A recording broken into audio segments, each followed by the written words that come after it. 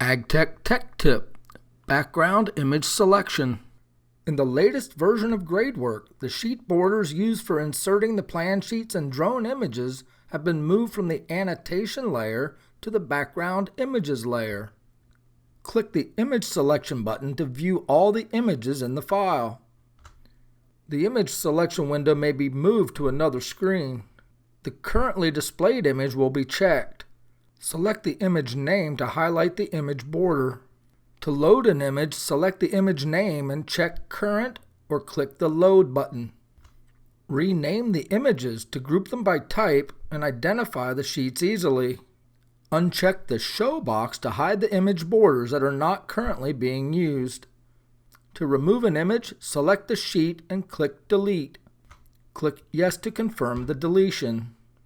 This will be very beneficial to projects with a large number of sheets. You may also insert the sheets using the standard procedure.